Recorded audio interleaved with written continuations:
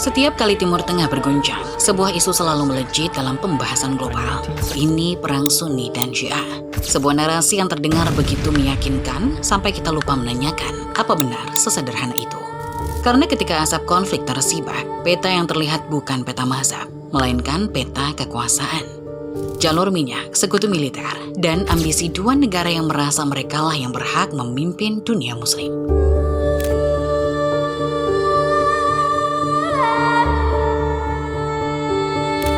Sementara di balik kekacauan ini, selalu ada kota yang runtuh, keluarga tercerai, dan rakyat yang tidak pernah memilih perang justru menjadi korban pertama. Jadi, jika ini benar perang keyakinan, mengapa logikanya mengikuti kepentingan politik, bukan ajaran agama? Dan di video ini, kita buka kisah yang sebenarnya. Kisah tentang bagaimana nama mazhab dipakai sebagai tameng, sementara permainan sesungguhnya berlangsung di balik layar.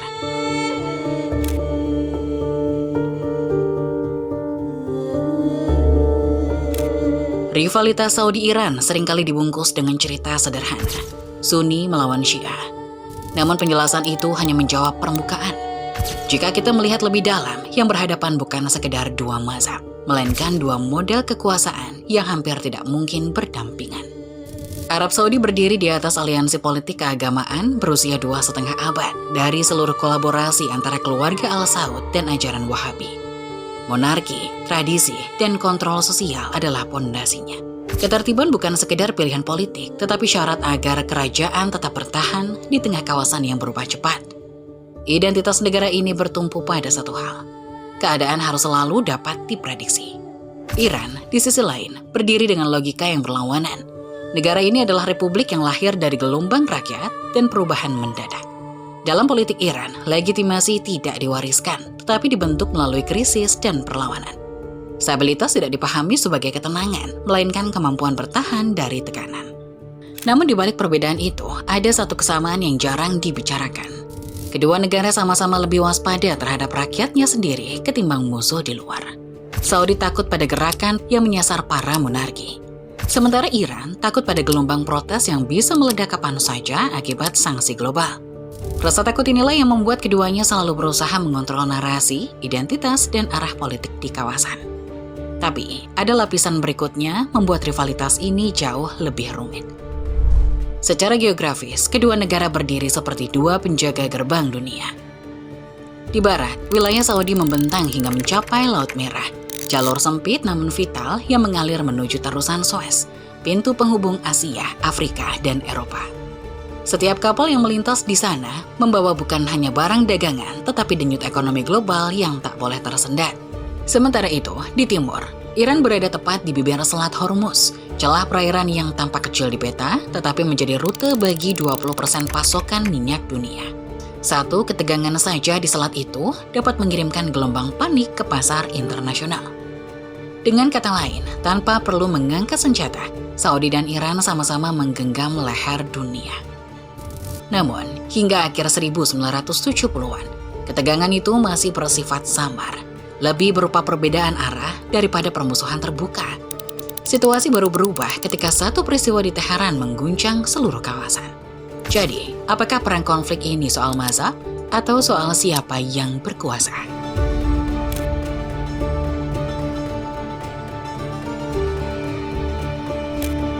Sebelum 1979, peta politik Timur Tengah masih tampak stabil. Iran berada di bawah Shah Muhammad Reza Pahlavi, sekutu dekat Amerika, modernis, dan simbol monarki yang kuat. Negara-negara Teluk memandang Iran sebagai mitra yang dapat diprediksi, mengingat mereka sendiri menjalin asmara politik dengan Amerika berlandaskan minyak dan perlindungan keamanan kawasan. Namun, ketenangan itu kelak runtuh hanya dalam hitungan bulan. Pada 1978, gelombang protes di Teheran membesar menjadi badai nasional. Ketidakpuasan ekonomi, represi politik, dan kemarahan terhadap kedekatan Shah dengan Barat melahirkan gerakan yang tak lagi bisa dibendung. Pada 11 Februari 1979, tentara Iran menyatakan netral.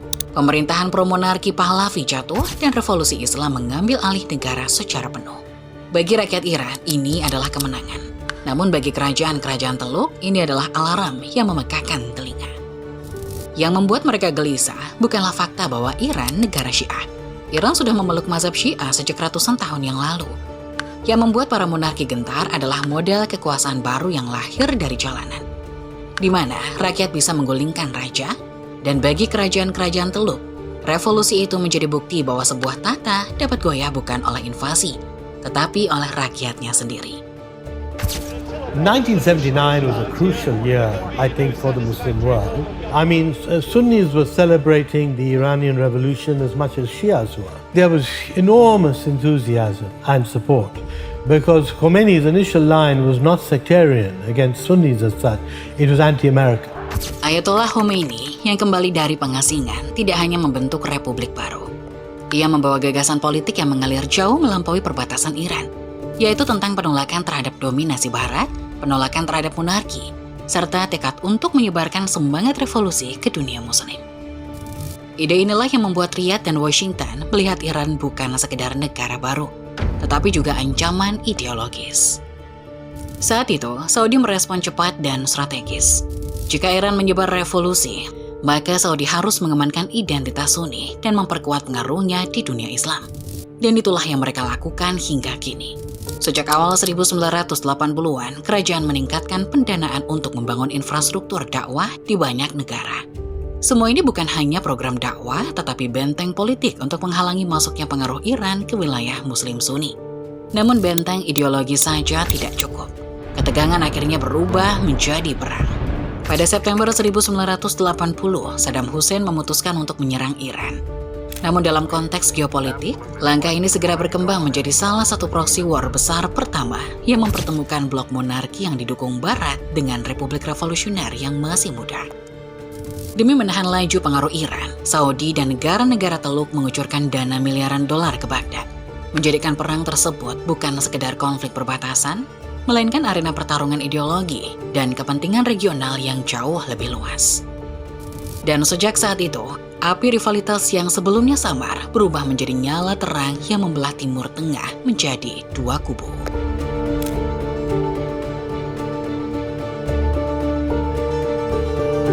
Perang Iran-Irak berakhir pada 1988 dengan kedua belah pihak menyadari bahwa perang secara langsung terlalu mahal untuk diulang.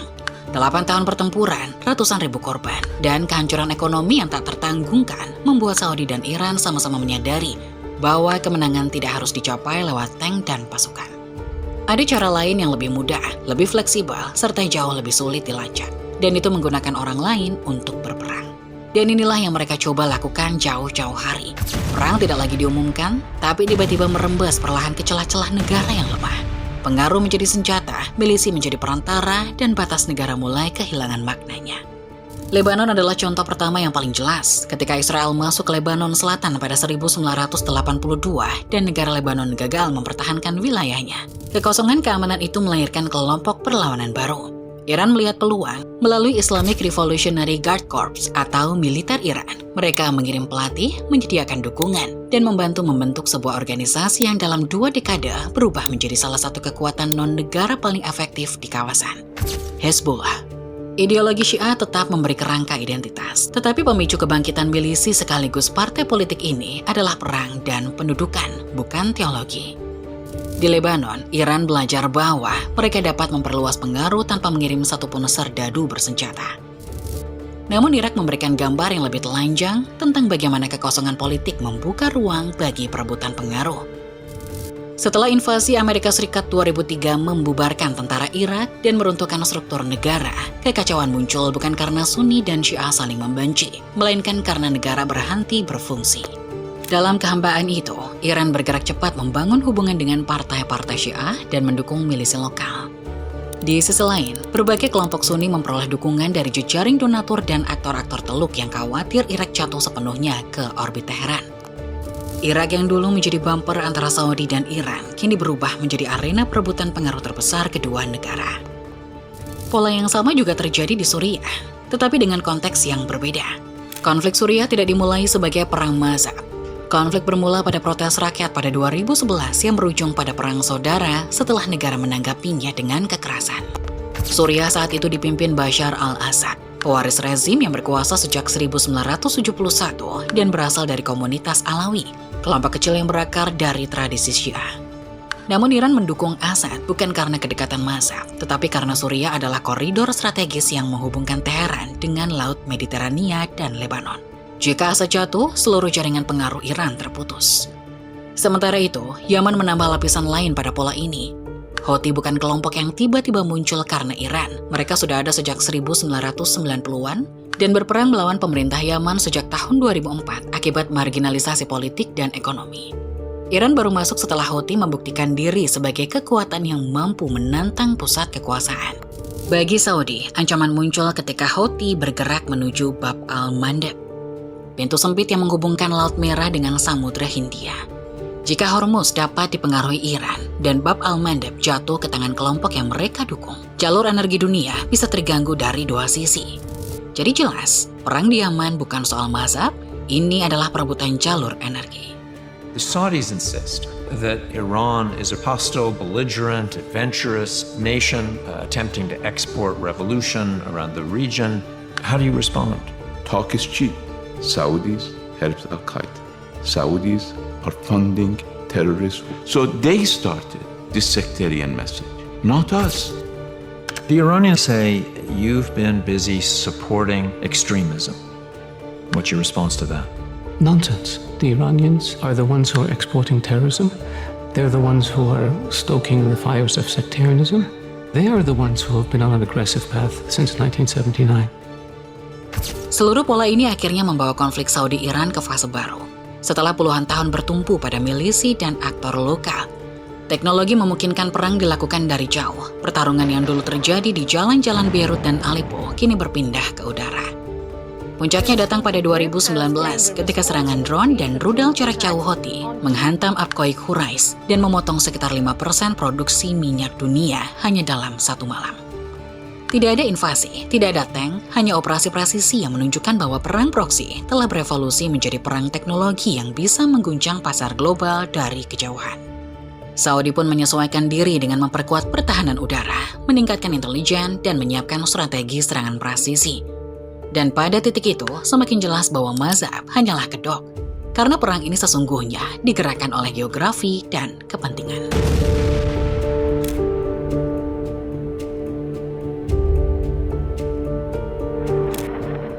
Ketika perang berubah menjadi pusaran tak berujung, publik tak lagi mampu menangkap seluruh kerumitannya.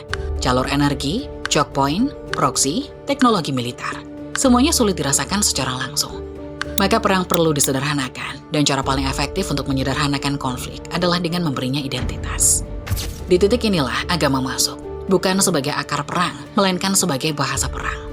Mazhab memberi konflik wajah yang mudah dikenali, sifatnya memotong geopolitik menjadi dua kubu sederhana antara kami dan mereka. Publik pun tidak lagi diajak memahami peta dan kepentingan ekonomi, tetapi diajak memilih sisi.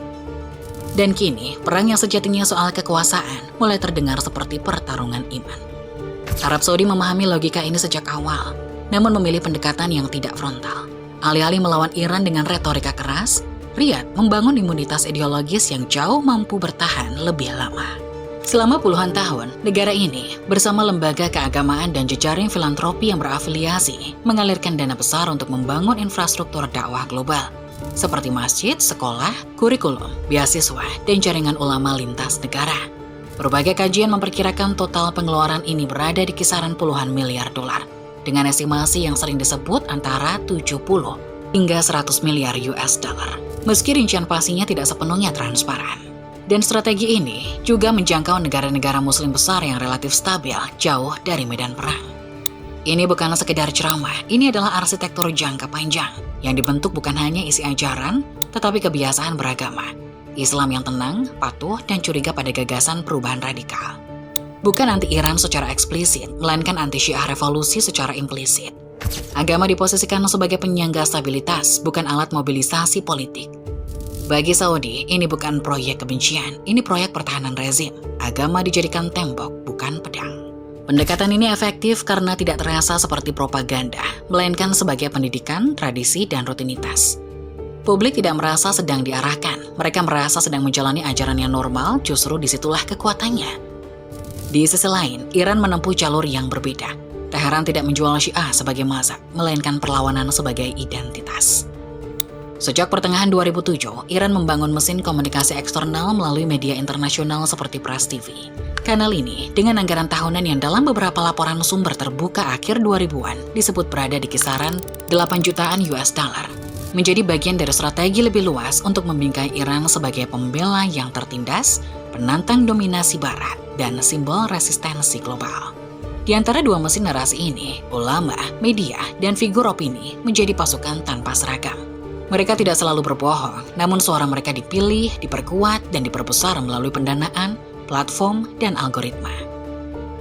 Emosi menentukan jangkauan, repetisi membentuk keyakinan, dan polarisasi mengeras. Publik tidak lagi sekedar mengikuti konflik, mereka terlibat secara emosional di dalamnya. Pada tahap ini, perang tidak lagi membutuhkan banyak peluru. Cukup cerita yang tepat, maka rakyat merasa sedang membela iman. Padahal, yang sedang coba dikendalikan dua kekuatan utama adalah stabilitas rezim, jalur energi, dan posisi tawar geopolitik. Pada akhirnya, semakin sering sebuah perang dibungkus sebagai urusan iman, semakin besar pula ada kepentingan politik di belakangnya.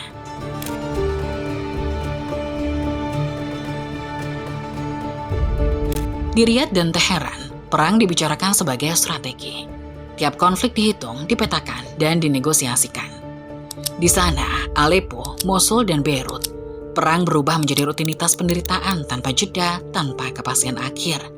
Yaman adalah potret paling telanjang dari kenyataan ini. Konflik di sana sering disebut perang mazhab, padahal yang mematikan kehidupan jutaan orang adalah runtuhnya ekonomi dan terputusnya jalur pasokan. Pembatasan impor dan akses pelabuhan memperparah krisis yang sudah ada. Perserikatan Bangsa-Bangsa berulang kali menyebut Yaman sebagai salah satu krisis kemanusiaan terburuk di dunia, dengan jutaan orang bergantung pada bantuan untuk bertahan hidup.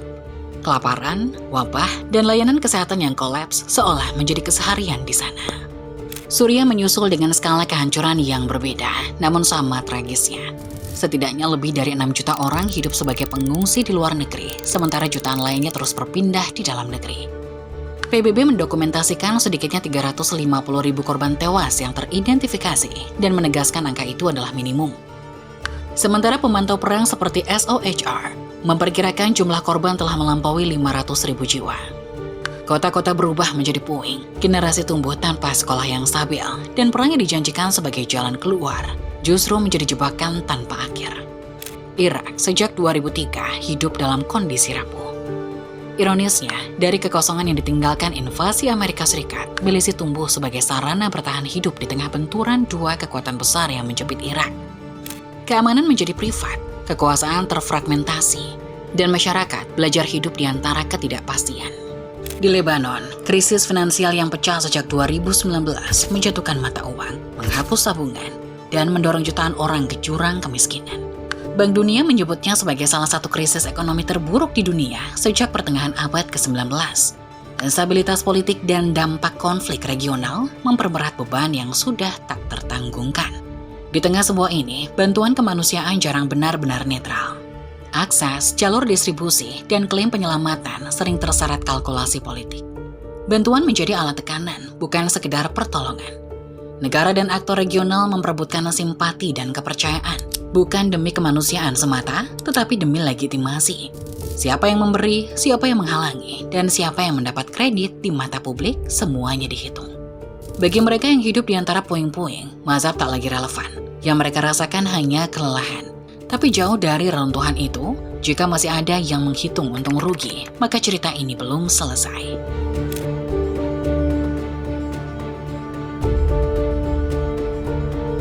Selat Hormuz, Laut Merah, Bab al-Mandeb.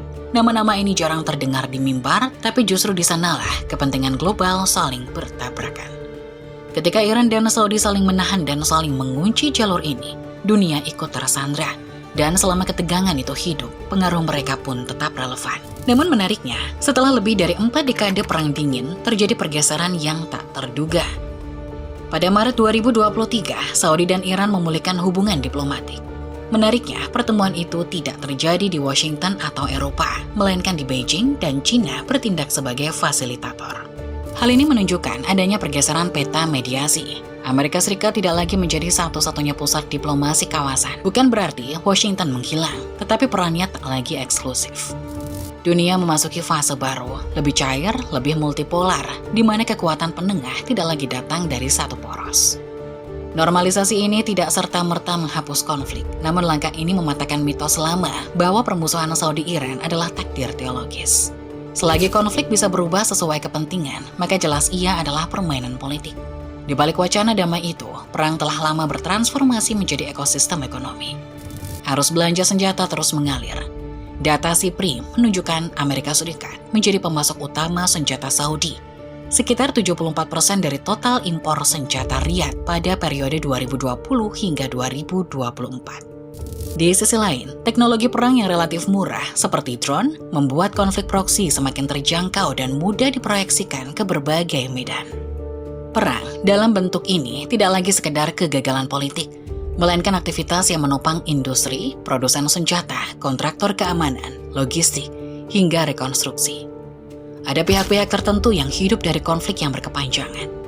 Dan lagi, perang bertahan bukan semata karena mustahil dihentikan, melainkan karena terlalu banyak kepentingan yang belum siap melepaskannya. Disinilah semuanya kembali pada kita. Apakah kita akan terus percaya bahwa ini perang mazhab, atau kita akhirnya melihat siapa yang sebenarnya diuntungkan?